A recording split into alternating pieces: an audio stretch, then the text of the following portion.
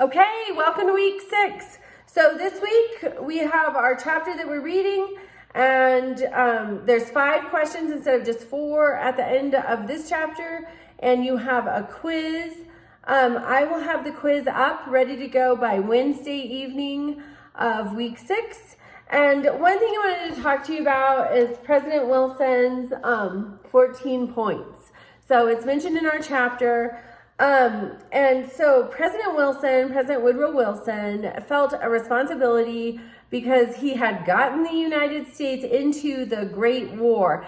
Remember, at the time of our chapter, World War I is not World War I. It's the Great War. It was a world war, but nobody foresaw, well, some people did, that we would have a World War II. And so President Wilson, feeling the weight of the responsibility of involving the U.S. in World War I, well, the Great War, he wanted to have lasting peace.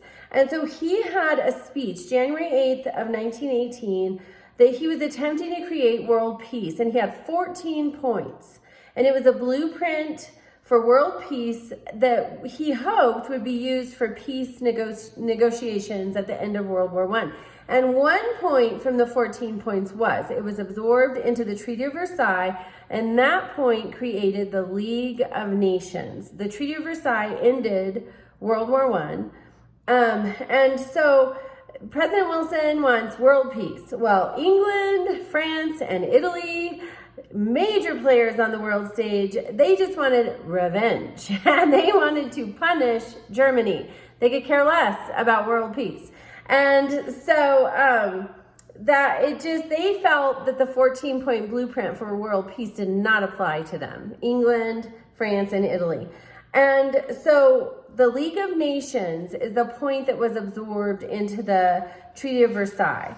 And the League of Nations was an international governing body formed after the Great War. It was created by the Treaty of Versailles. But the United States Senate, President Wilson's own Senate, would not vote to join.